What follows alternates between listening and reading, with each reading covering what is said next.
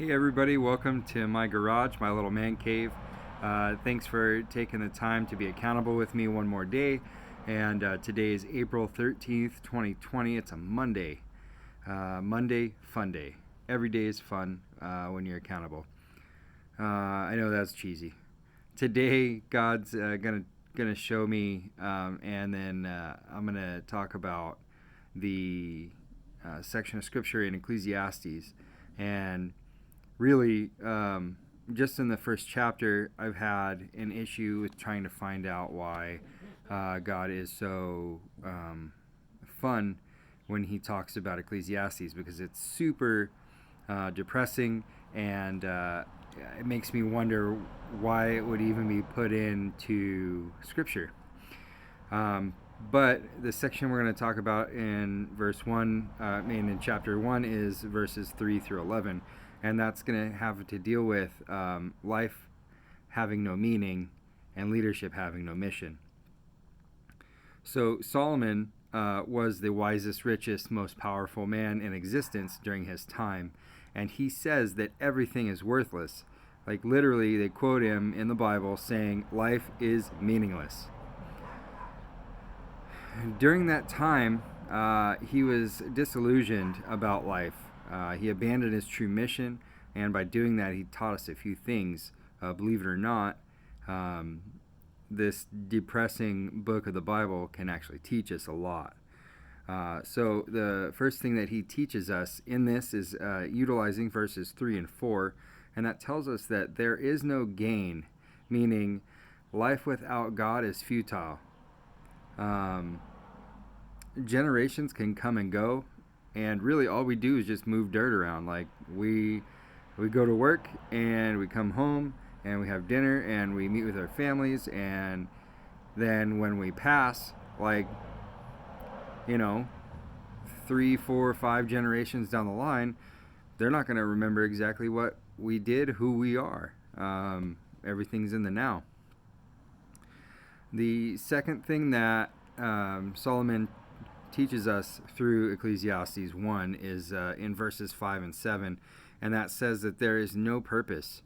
The sun rises only to set again, and the rivers flow back to the ocean, and the ocean doesn't even overflow. Everything is monotonous. And lastly, the third thing would be verses 8 and 11, and that shows us that there is no progress. There's no sanctification. There's nothing new under the sun, and no good memories before. So like I was saying earlier, I may know of my great-grandfather, but I don't know what he was like. I can hear some stories and get an imagination on how he was, but I personally don't know how he was. I don't know his good things. I don't know his bad things. Just stories that people tell us. And so I know that this section is super depressing.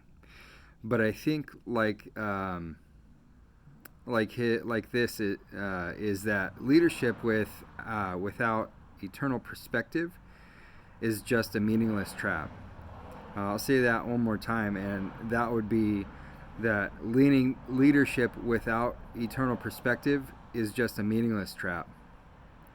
Leaders must really work hard to a meaningful, substantial goal, meaning that if nothing is worthwhile that exists under the sun, then maybe our only hope lies above the sun. Also, if a man with everything, speaking about Solomon, truly investigated every visible delight, and when they say delight, they bring up all of the wives and concubines and everything. He's the wisest man on earth. He had God's wisdom on earth, and he was still unsatisfied. Then what satisfies us must be invisible to us here on earth. And finally, if the wisest man on earth finds no answer under heaven, then we must think that we must be forced to look to heaven itself for those answers. So just think of the next time you're down, you're depressed, just remember that nothing on earth will complete that hole in your heart in order to bring peace and joy. Not one single thing here will make it feel better. And if it does, it's only going to be for a small amount of time, and that's so small, that so minuscule that you're going to fall again into the trap of depression.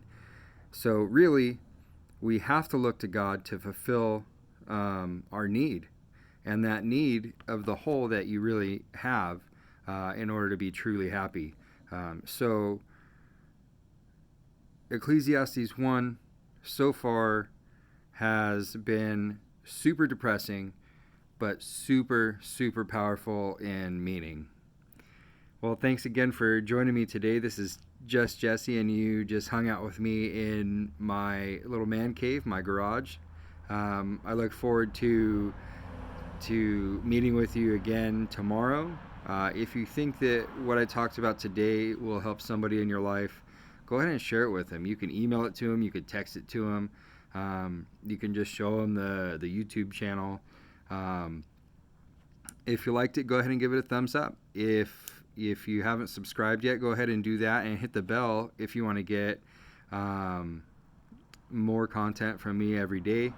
Every day is a working process with me, and every day I strive to be more accountable than the day before.